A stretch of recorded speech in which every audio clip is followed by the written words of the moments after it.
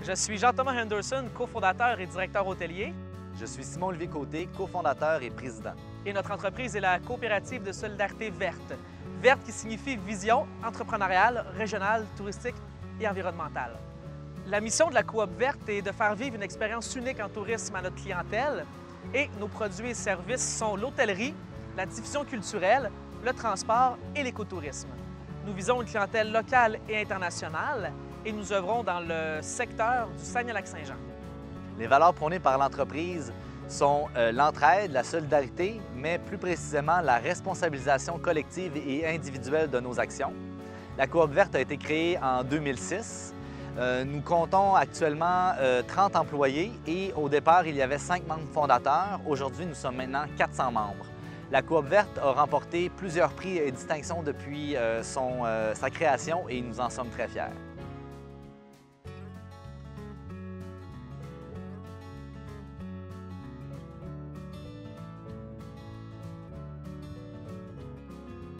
L'élément déclencheur qui nous a incité à devenir entrepreneurs, c'est tout simplement de saisir une opportunité d'affaires. En fait, quand moi je suis arrivé dans la région, j'ai rencontré Simon-Olivier et avec 3 autres personnes, on a su fonder la coopérative pour participer à la relève d'une entreprise qui existait déjà. Pour ma part, ce qui m'a incité à devenir entrepreneur, c'est vraiment une opportunité d'affaires et surtout une opportunité de mettre en pratique les engagements sociaux que j'avais.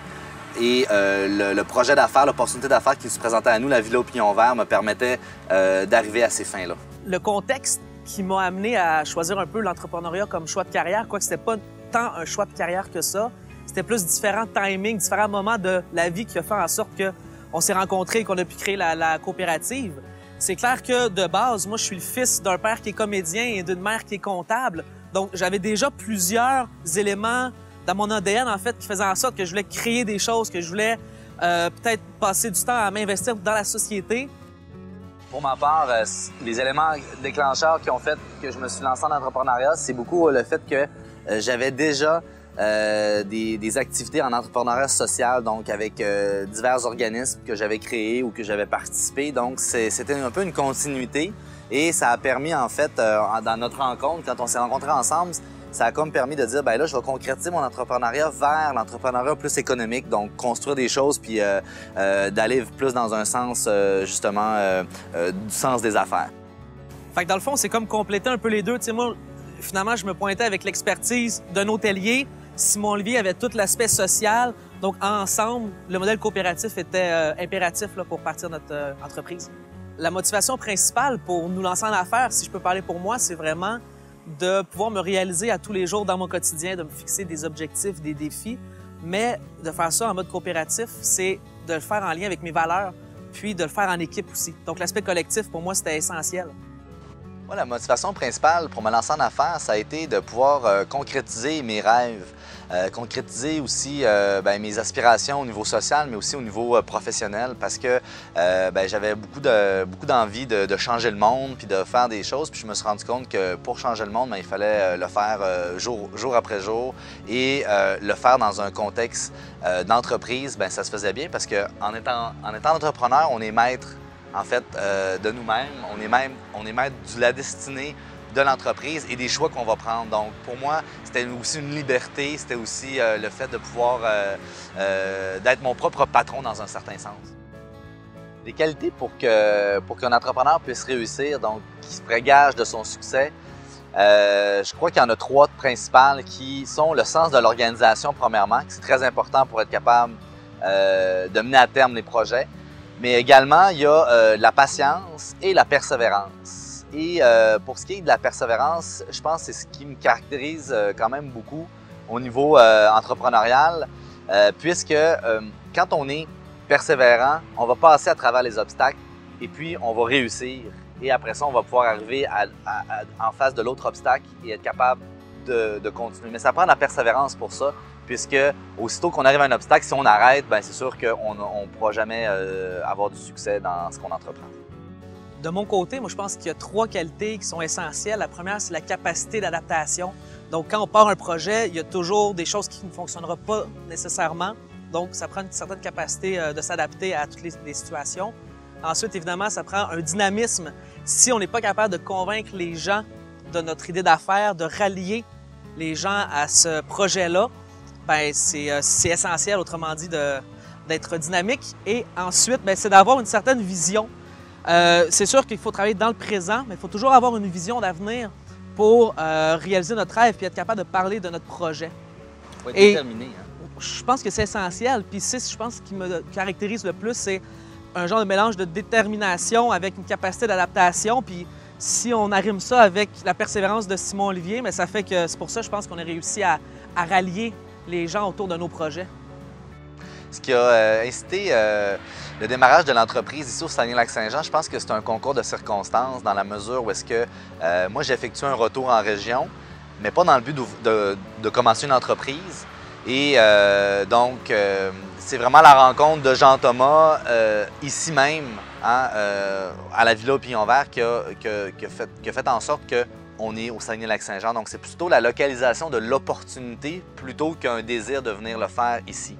Par contre, le fait d'être au Saguenay-Lac-Saint-Jean, ça a été favorable au développement de cette entreprise-là, puisque on était dans un milieu où est-ce qu'on avait une qualité de vie qui était exceptionnelle, qu'on avait un entourage qui était exceptionnel. Donc, c'est sûr que ça a permis de se maintenir ici et de lancer le projet. Notre idée d'affaires provient en fait de l'idée de faire la relève de l'auberge de la Villa Pignon-Vert. Mais à partir de ce point de départ-là, il y a eu plusieurs projets et les opportunités qui se sont présentées à nous qui nous ont permis de concrétiser notre vision qu'on avait de base, qui était d'offrir une expérience à nos clients, de pouvoir étendre la prestation de services plus loin que seulement l'hébergement, mais d'offrir tous les petits services complémentaires qui allaient permettre aux clients d'avoir une expérience unique, puis repartir chez lui en se disant, bien, je suis allé au Saguenay-Lac-Saint-Jean, j'ai eu une expérience spéciale. Donc, la coopérative maintenant, c'est sûr que ça fait partie de la Villa Pignon-Vert, mais maintenant, c'est la Villa Pignon-Vert, il y a l'auberge de jeunesse de Saguenay, la Maison Price, il y a aussi un service organisation, donc c'est possible pour nous de faire des forfaits, de produire des activités touristiques. Et on a aussi un volet transport et un volet bar. Donc, comme Simon le dit, c'est possible pour un client de faire un appel et de réserver l'ensemble de son expérience touristique. Donc, pour nous, c'était pas juste d'ouvrir une auberge ou d'accueillir des clients, c'était réellement d'offrir une expérience unique en mode un peu plus alternatif avec les auberges de jeunesse et tout ça. Donc, ça vient vraiment rejoindre une clientèle précise qui partage les valeurs aussi du coopérativisme. Les éléments qui nous portaient à croire en la viabilité du projet, si on parle de la coop verte, il faut le voir projet par projet. Donc, si on parle de l'auberge de la Villa Pignon-Vert, eh bien, c'est une auberge qui existait déjà depuis presque 10 ans maintenant. Et quand on a repris la gestion, bien, il y avait déjà des clients qui venaient, c'était déjà très réputé, c'était dans le guide du routard. Donc, pour nous, c'était juste de prendre le relais et de s'assurer de continuer à donner des bons services. Si on parle de la Maison Price, bien là, c'est sûr que c'est la seule auberge de jeunesse à Chicoutimi, donc ça venait combler un besoin dans le marché. Donc, en faisant un plan d'affaires, en allant parler à différents bailleurs de fonds, ça nous a permis de croire que ce projet-là était viable. Même chose pour le bar à Piton. Ça venait combler une offre en termes de bar. On parle d'un petit bar très chaleureux, une quarantaine de places avec des spectacles intimes, de relève musicale de la région aussi. Donc, ça n'existait pas, un produit comme ça. Donc, c'est sûr que l'aspect unique de nos projets et aussi le fait qu'on a bel et bien validé notre idée avec avec des plans d'affaires, en discutant beaucoup avec le monde du milieu, bien, ça nous a permis de croire que ce projet-là était profitable, viable à long terme. Les liens entre les compétences et notre projet d'affaires, c'était puisqu'on œuvre dans l'industrie de l'hôtellerie, bien, c'est évident que ça prenait quelqu'un dans l'équipe qui avait des études en gestion hôtelière. Et bien, ça, c'était mon cas. Donc, ça nous permettait d'amener une certaine crédibilité au projet, étant donné notre jeunesse, le mode coopératif aussi qui n'est pas nécessairement connu. Donc, ça prenait une crédibilité et des compétences en gestion hôtelière. Donc, ça, c'était essentiel. Et c'est la même chose pour le développement de la coopérative. Quand on parle de développer la branche touristique, bien, avec Mathieu Bergeron qui est là, qui est un guide expérimenté avec des études en tourisme, bon, ça rajoute toujours une certaine crédibilité au projet. Ça prenait aussi des aptitudes plus du type leadership pour être capable de rassembler les gens puis de faire aller, dans le fond, le projet dans la même direction. Puis bien, c'est sûr que moi, j'ai beaucoup de ces aptitudes-là de leadership, ce qui a permis justement de rassembler les gens clés qu'il fallait pour faire avancer, hein, les gens qui avaient les compétences, en fait, les garder mobilisés, puis de se rassembler autour des différentes opportunités qu'on avait, développer ces opportunités-là, puis après ça, continuer. Donc, comme on fonctionne beaucoup par projet, ben, c'était aussi du nouveau monde à mobiliser à chaque projet, des nouvelles compétences à trouver et ce qui a permis en fait d'arriver aujourd'hui à la coopérative qui a plusieurs projets avec plusieurs personnes qui se partagent des compétences diverses et aussi des aptitudes diverses qui permettent de faire le tout de notre coopérative aujourd'hui. Ce qui est important de dire, en fait, c'est que de créer en fait, son entreprise, c'est pas une finalité en soi. C'est que c'est un moyen pour l'entrepreneur de se développer constamment. Donc, c'est une certaine façon, c'est un genre de canal de toujours approfondir ses aptitudes, ses compétences. Et dans le cas de la Coop verte, en arrimant tout ça ensemble, mais ça permet d'aller de l'avant avec un but commun, tout le monde ensemble. On a décidé de démarrer l'entreprise avec des collaborateurs puisqu'il y avait une convergence d'une vision qui était partagée à travers les 5 membres fondateurs. Donc, quand on s'est assis ensemble pour discuter un peu de ce qu'on voulait faire, on s'est rendu compte que les valeurs coopératives nous rejoignaient tous et c'était de cette manière-là qu'on voulait mettre de l'avant notre projet d'affaires. Et surtout, quand on parle d'équipe, c'est important que chaque personne ait des compétences différentes, mais complémentaires. Donc, ça nous a permis d'aller de l'avant pour atteindre le but commun de la coop. Les exigences particulières à se lancer en affaires avec des collaborateurs, évidemment, c'est au niveau de la communication, c'est le plus grand défi. Donc, il faut être constamment à l'écoute de son partenaire, être toujours ouvert aussi aux critiques constructives. Donc, c'est vraiment la clé, c'est la communication.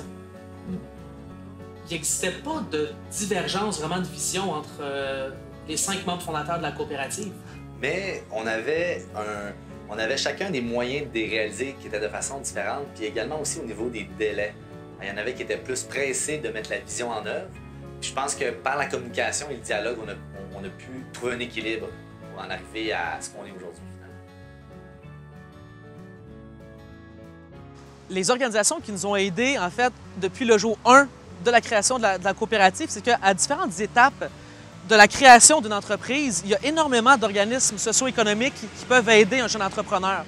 Dans le cas de la coopérative, si on parle du prédémarrage, donc toute l'étape de la création du plan d'affaires, validation des planifications financières, il y a principalement 3 organismes qui nous ont aidés pour commencer le CEE-UQAC. Parce que quand moi je me suis présenté ici en région, j'étais encore un étudiant, donc je fais bénéficier de l'apport du CEE-UQAC pour ce qui est de comment structurer un plan d'affaires. Ensuite, il y a le Centre local de développement, donc qu'on appelle le CLD, qui sont là à chaque étape avec un agent qui est attitré à chaque entrepreneur pour vraiment avoir un rapport très intime et très privilégié avec une personne qui a beaucoup de connaissances en affaires. Et finalement, puisque nous, on est dans le mouvement coopératif, mais il y a la coopérative de développement régional. Donc, toute l'équipe de la CDR qui aide les gens à savoir un peu plus c'est quoi une coopérative, c'est quoi le mode et le type de coop qui serait peut-être préférable dans le cas d'un jeune entrepreneur qui veut partir d'une coopérative. Donc, tout l'aspect légal de créer une entreprise, l'aspect structure avec ces 3 organismes-là, c'était très important puis ils nous apportaient une aide vraiment essentielle. Au-delà de l'appui de soutien donc de connaissances, soutien de compétences, on a eu beaucoup aussi de soutien financier, soit de la part des organismes comme le CLD qui nous ont apporté aussi des appuis financiers, mais également aussi comme le Fonds d'entraide communautaire qui nous ont donné des prêts sans intérêt qui, avec cet argent-là, nous a permis d'aller lever d'autres argents avec d'autres partenaires financiers, que ce soit Desjardins, que ce soit des plus grosses structures comme la Fiducie du chantier de l'économie solidaire, des partenaires aussi comme le gouvernement. Le gouvernement a plusieurs programmes pour aider les entrepreneurs du démarrage, mais également aussi du développement de projets, développement d'affaires. Donc, on est allé chercher vraiment plusieurs aides financières, mais également aussi des aides techniques, ce qui fait en sorte qu'on est allé un peu voir tout le monde pour s'assurer d'avoir l'entièreté du soutien qui était possible d'avoir dans un démarrage d'entreprise. Dans le cas de la coopérative, comme vous le savez maintenant, il y a l'aspect vision, valeur, tout ça, puis il y a l'aspect plus technique du monde des affaires. Si je peux parler vraiment de la personne qui nous a inculqué de croire en nos rêves, que c'est possible de partir une entreprise en région, c'est vraiment M. Rada. C'est l'ancien propriétaire de l'auberge Lavelay au Pignon Vert et c'est lui qui cherchait en fait une relève de jeunesse pour racheter l'auberge. Il y avait déjà eu plusieurs autres offres d'achat, mais le groupe qui attendait, c'était vraiment les gens de la coopérative à ce niveau-là. Puis, donc voilà, c'est lui qui nous a permis de croire en nous, de croire en notre projet, en nos rêves. Et puis, ça reste un mentor encore aujourd'hui. Au niveau plus technique, on pourrait parler en fait à la CDR Il y a des gens, il y a une personne, entre autres, Gaétan Martel, qui nous a vraiment mis les pieds sur terre. Hein? On avait la vision avec M. Rada, mais également, ça prenait quelqu'un qui nous ramène sur terre et dit, bien, votre projet d'affaires, vous le faites de quelle manière? Légalement, on l'ancre comment? Puis il nous a suivis pendant plus d'un an à nous envoyer des pistes. Hein? Puis c'est de cette manière-là qu'on a décidé de créer aujourd'hui la coopérative de solidarité. Donc, on pourrait dire qu'on a ces deux mentors-là qui, à la base du projet, nous ont fait naître. On retrouve les coopératives de solidarité. Donc, c'est une coopérative qui regroupe 3 types de membres. On peut retrouver des membres travailleurs, on peut retrouver des membres utilisateurs, puis à l'intérieur de nos membres utilisateurs, on peut avoir soit des membres consommateurs ou soit des membres producteurs. Et c'est une formule qui favorise la mobilisation et l'inclusion de beaucoup de personnes parce qu'on a un 3e type de membre potentiel, c'est les membres de soutien.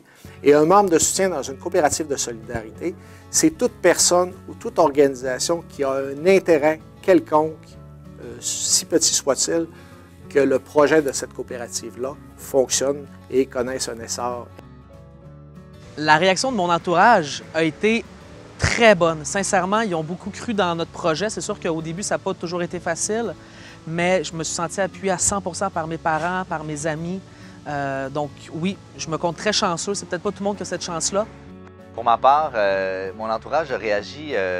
En fait, j'étais issu du milieu universitaire et les amis que j'avais au niveau universitaire se demandaient un peu où est-ce que je m'en allais. Parce que j'étais en train d'avoir une direction plus de recherche, plus universitaire. Puis à un moment donné, ben là, c'est ça, j'ai eu cette opportunité-là d'affaires qui, je vais dire, ça a été une réaction un peu mitigée. Mon milieu académique était comme, ben, où est-ce que tu t'en vas? Puis la famille, les amis, les gens autour de moi étaient là, ben, let's go, fonce, on est en arrière de toi. Les principaux défis qu'on a dû et qu'on a toujours à surmonter, c'est qu'on est une équipe de jeunes, on est dans le mouvement coopératif et aussi on œuvre dans l'hôtellerie, qui est considéré comme un secteur à risque pour les banquiers. Puis afin de relever ces défis-là, ben, il a fallu qu'on fasse nos preuves. Hein? Il a fallu concrètement, on montre que nos actions entreprises suivaient notre vision et c'est là qu'on a été pris en considération par les partenaires et dans le fond la communauté. Il faut dire que les différents prix également qu'on a remportés depuis 5 ans aident à solidifier un peu cette crédibilité-là. Ouais. La réalisation dont nous sommes le plus fiers, en fait, depuis 5 ans dans la coop verte, c'est la mise sur pied de l'auberge jeunesse de Saguenay, la Maison Price, pour la simple et bonne raison que ça nous a permis de nous ancrer concrètement dans le milieu et dans le milieu touristique et de la diffusion culturelle également. On a choisi la coopérative comme modèle d'affaires puisque, à la base, on avait une vision commune et pour concrétiser cette vision-là, on s'est rendu compte que le modèle coopératif était le meilleur pour pouvoir véhiculer nos valeurs et véhiculer en fait nos projets. Et quand on parle de valeurs, évidemment, dans la coop verte, c'est le développement durable. Donc, le modèle coopératif nous permettait d'arrimer autant la variable économique, sociale et environnementale pour faire un tout cohérent. Donc, c'est pour ça que la coop verte, on a décidé d'opter pour le modèle coopératif. Et les désavantages qui découlent du choix d'avoir opté pour le modèle coopératif sont plutôt orientés vers des difficultés à obtenir certains financements ou certaines reconnaissances envers les banques, puisque comme on n'est pas imputable en tant que comme propriétaire, c'est plus difficile pour les banques et les différents partenaires des fois de venir se chercher des garanties. Donc ça a été une difficulté qu'on a vu beaucoup au début. Là, pour nous, ça a été un gros désavantage. C'est sûr aussi que le mouvement coopératif est encore un peu marginalisé, n'est-ce pas? Fait qu'il y avait un peu au niveau de la crédibilité d'être une coop aussi à la base. Tout à fait. C'était toujours un peu difficile. Puis en termes d'avantages, évidemment, il y a, outre évidemment le sentiment d'appartenance, donc d'avoir des membres, des personnes qui se sentent très, très interpellées par la mission de la coopérative. Le fait d'avoir 3 catégories de membres, donc des clients, des fournisseurs, donc ça c'est des membres utilisateurs, des membres de soutien et des membres travailleurs, ça permet de prendre en compte les intérêts de tous les gens qui interagissent au sein de la coop verte et d'avoir un membre, un vote, donc d'avoir les intérêts, d'avoir l'opinion de toutes les parties prenantes, de savoir un peu où est-ce qu'on s'en va. Pour nous, c'est toujours un peu plus difficile en termes de gouvernance, en termes de gestion, mais ça vaut tout l'or du monde quand on est capable, au conseil d'administration, de prendre une décision qui concerne tout le monde. Ouais. Ça, c'est un bel avantage. Oui. Avec du recul, on aurait fait des choses différemment un peu. Depuis le début, on était toujours pressé d'accomplir notre prochaine étape. Et puis, on était un peu précipité des fois dans nos décisions. Donc, si c'était à refaire, je pense qu'on prendrait plus le temps de se planifier, puis de prendre le temps d'analyser en fait qu'est-ce qui s'en vient pour que les accomplissements soient faits de façon plus ordonnée et aussi selon leur temps. Pour le futur, on pense que la coopérative va se développer comme elle a toujours fait, donc en saisissant les opportunités. Mais présentement, comme dans la dernière année, on est passé de 5 à 30 employés, c'est important de consolider nos acquis, de s'assurer de structurer l'interne de la coopérative pour ensuite aller de l'avant avec de nouveaux projets. Les principaux conseils que je pourrais donner aux futurs entrepreneurs, c'est évidemment de toujours garder une vision, mais sans jamais oublier ses valeurs personnelles et surtout de savoir bien s'entourer. Parce que si on ne possède pas seulement les compétences, mais il y a peut-être des gens autour de nous qui pourront nous aider pour faire avancer le projet. Comme se trouver un mentor, par exemple, sur qui on peut appeler, qui peut nous conseiller sur des décisions l'une après l'autre. Donc, c'est important de s'entourer et également aussi de faire appel aux ressources sur le territoire qui sont là pour nous aider.